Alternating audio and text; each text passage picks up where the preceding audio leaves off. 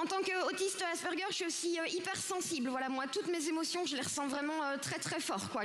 Quand je suis heureuse, quoi. Vraiment, je suis genre le Covid dans une maison de retraite, tu vois.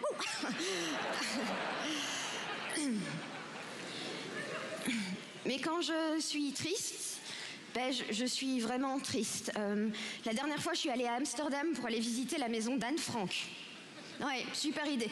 Quand je suis arrivée là, évidemment, au bout de 2 minutes, je me suis mis à pleurer. J'étais là, putain, toute cette souffrance qu'on sent dans ce lieu. Oui, mais madame, ici c'est le vestiaire, la visite commence là-bas. Vous savez quoi, les amis? Qu'on soit québécois, qu'on soit français, qu'on soit suisse, on est extrêmement privilégiés d'être tous là ce soir. Vous savez pourquoi? Parce qu'on est vivant. C'est pas trop bien d'être vivant? On est vivant. On est en vie. Juste le rappeler, c'est extraordinaire. Ils ont fait une étude très sérieuse qui dit qu'il y a une chance sur 400 milliards juste de naître. Vous imaginez à quel point on est chanceux? Comment tu t'appelles, mon pote? Mathieu, t'es vivant, t'es heureux? Tu devrais être debout en train de crier « Je suis vivant !» Vas-y. Ouais! Voilà. Bon, on est prévenus sur vos spectacles, Jérémy. Bienvenue à vous, en tout cas, tous les deux.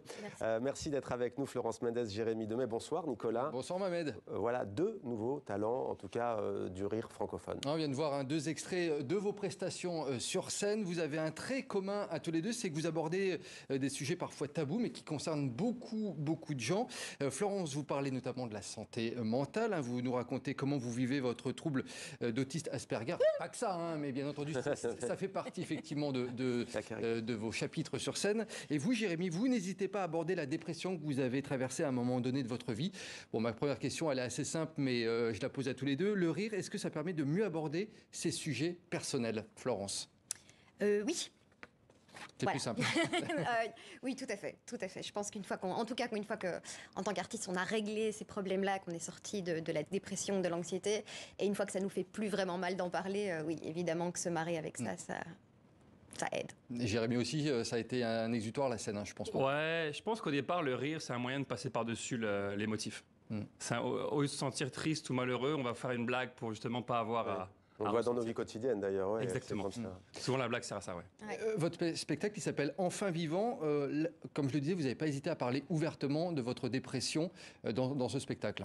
Oui, exactement, parce que j'ai fait une dépression en 2009 et je me suis dit, j'ai 2 choix. Soit je prends des antidépresseurs, soit je trouve des outils pour accéder à une vie plus belle. Et j'ai décidé de prendre ce chemin-là. Et je l'ai pris au Québec, parce que c'est là que j'ai vécu pendant 17 ans. Et maintenant, j'en parle parce que je pense que ça peut faire du bien à beaucoup de gens. C'est un vrai sujet, surtout en France. On a 20% de gens qui prennent des antidépresseurs, je pense, en France. Et donc, je pense autant par le rire, en parler et dire qu'il y a des façons d'aller mieux, quoi. Et vous, Florence, oui, c'est la santé mentale aussi dont vous parlez beaucoup. Moi, j'ai pris des antidépresseurs.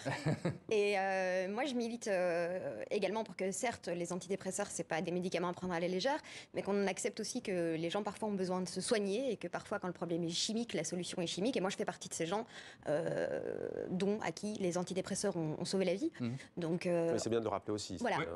C'est un ensemble. Parce que parfois, la tisane et la sophrologie, ça suffit pas toujours. Et donc, j'essaie aussi que ce soit plus un sujet tabou. De dire, en fait, personne ne va bien dans ce monde. Et aller bien dans ce monde, c'est pas forcément un bon signe de... C'est pas faux. Voilà, je crois que c'est Krishnamurti qui disait ça. Je sais pas qui est Krishnamurti, je cite comme ça. Non, pour me donner ça fait bien. Voilà, exactement. Votre public, il vient vous voir à la fin de vos spectacles en disant « Je me suis reconnu dans ce que vous venez de dire sur scène et merci enfin d'en parler, de libérer la parole ». Pour ma part, oui, c'est hyper touchant. Déjà d'une part parce que j'ai beaucoup de personnes avec un trouble autistique dans ma salle, donc c'est vraiment très chouette. On se balance comme ça tous ensemble dans la même direction, c'est beau. Et oui, il y a beaucoup de gens qui ont des problèmes de santé mentale, qui n'osaient pas en parler, et de 2, des gens qui savaient pas. Il y a le déni aussi. Oui, mais qui savaient pas que le trouble qu'ils avaient, qui était le même que moi, que celui que j'ai eu, qui est le trouble panique, qui savaient pas que c'était un trouble qui existait et qui pouvait se soigner, qui ont dit, en voyant votre sketch, je me suis rendu compte que j'avais la même chose et j'ai pu me soigner. Et la scène, pour vous deux, ça vous a fait du bien? Le fait d'être justement en public, c'est un super antidépresseur, un super médicament contre beaucoup de choses. La scène en elle-même? Je pense que la scène vient combler un besoin, vient combler un manque qu'on a à l'intérieur. Ça, c'est un regard très personnel. Je pense que la plupart des gens qui montent sur scène, c'est par besoin d'amour, de reconnaissance et Aimez-moi. Juste peut-être une petite question, loin de faire une généralité, mais certaines Françaises et Français, souvent quand ça va pas bien, qu'il y a une rupture ou autre, c'est vrai que le Québec, vu qu'on est la chaîne de la francophonie, je vous pose la question, pourquoi le Québec? C'était peut-être un cliché de se dire je vais là-bas, ou vous ça a marché du coup, mais Non, parce qu'à l'époque, je faisais ça rassure, je sais pas, non? Ça sent la meuf, ça. Je faisais une école, non, pas du tout, je faisais une école de commerce à l'époque à Marseille. D'accord, Et j'avais un stage de fin d'études à faire à l'étranger, tout simplement. tout simplement. Et je savais que je voulais devenir humoriste, donc je me suis dit je vais mêler ce que je veux faire à ce que je dois faire. Et j'ai fini à Montréal pour. Je voulais qu'on voit un petit extrait du spectacle de Jérémy et on va en parler, on va commenter juste après. Regardez. Attends, vous deux longtemps Pardon? On n'est pas en couple. Ah, vous n'êtes pas en couple? Mais c'est tellement dommage. Mais vous êtes qui l'un pour l'autre? Des amis. Des amis ou des amis? Moi, toi, t'es ami avec lui. Lui, dans sa tête, c'est plus qu'un ami. Je me trompe? Non, il y a des choses.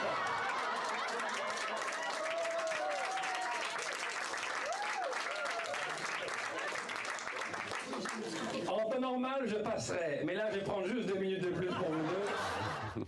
Je me tourne vers vous deux. Le fait d'interagir comme ça avec le public, ça permet, vous, d'exulter également sur scène et de vaincre une certaine timidité? Non, moi, c'est parce que j'aime le fait que les gens viennent pas voir un spectacle, mais ils vivent un moment. Et pour moi, le fait d'improviser avec les gens vient rajouter quelque chose à ça. Ils vont vivre un moment moi, dans mon spectacle, je ne vis pas la veille et je ne vivrai pas le lendemain. Et donc, ça permet de connecter avec les gens à un niveau que j'aurais pas eu si je ne vais pas leur parler directement. Florence, vous interagissez beaucoup aussi avec le public, hein? Oui, mais ils me laissent pas le choix parce que j'ai un public qui est relativement insupportable et ils interviennent tout le temps, ce qui est très rigolo. Et souvent, ils se frottent un petit peu à ma répartie et c'est devenu un petit jeu. Donc oui, c'est très très chouette. Mais c'est à chaque fois improvisé, à chaque fois c'est le bordel. Le pire pour ça, c'est les Marseillais. On les embrasse, hein, mais Marseille. Ah bah oui. Florence, vous êtes belge. Jérémy, vous êtes franco-canadien. Vous avez la double nationalité. Ouais. Vous faites maintenant carrière tous les deux en France. Paris, la France, c'est un passage obligé lorsqu'on est humoriste? En Belgique, oui. Malheureusement, le seul pays qui ignore à quel point les artistes belges sont talentueux, c'est la Belgique. En même temps, tous les Belges sont humoristes, apparemment. Oui. Plaisante. sans le vouloir.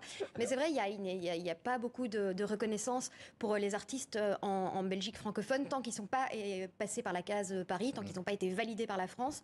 Et c'est vraiment dommage parce que Stromae, avant d'être Stromae, il passait sur des radios belges et c'était un peu...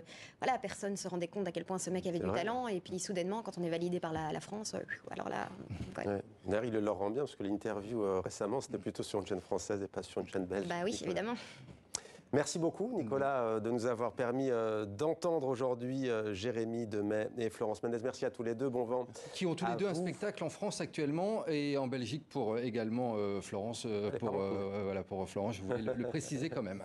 Merci beaucoup, Nicolas. Merci à tous les deux également.